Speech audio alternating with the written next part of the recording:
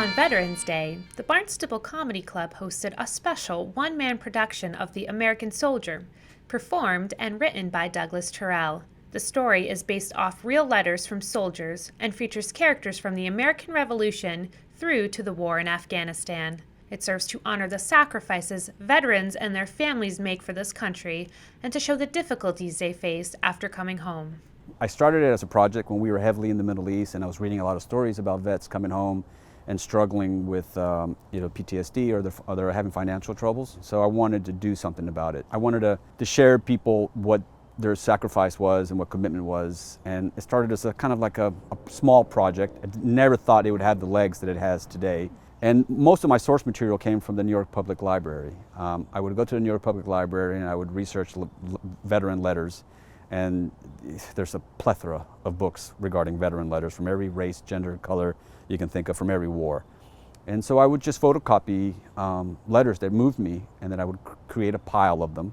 And then I would tell people about it, and then they would tell me about their letters, and then people would send me to podcasts, and they would send me to websites that contain letters. I think of the times I must have wondered how scared and homesick you must have been in that strange country called Vietnam. You know, the creation of this process just got bigger and bigger and bigger and bigger. Here we are. I've been performing it professionally for about 6 years. I've probably done it for over 10 to 15,000 audience and veterans. It's been to 13 states, 16 or 17 cities. Veterans who've watched the show have noted how accurate the characters and scenarios are. The accuracy comes mainly because I'm using their words.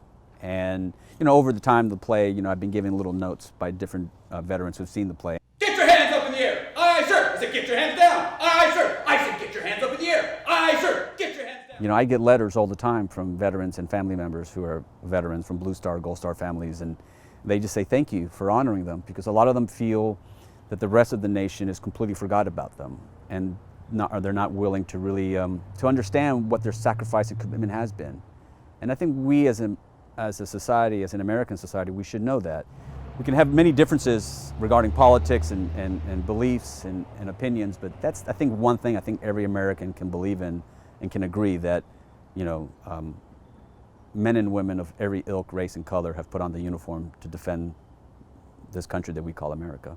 Douglas especially connected with one particular character in the show. I understand the guy who's addicted to war really well, you know.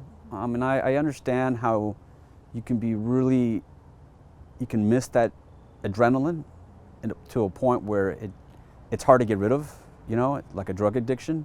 I can understand that, and I can only imagine what it must be like to fire a 50 caliber machine gun and to be with a bunch of your brothers and your friends who you've fought for and you've sacrificed for. And like the guy says, you know, 20 minutes of combat is probably more life than you can scrape together in a lifetime of doing something else.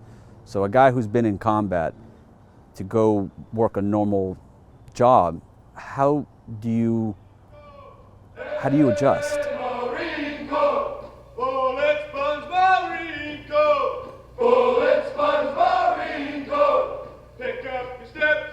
Visit theamericansoldiersoloshow.com for more information.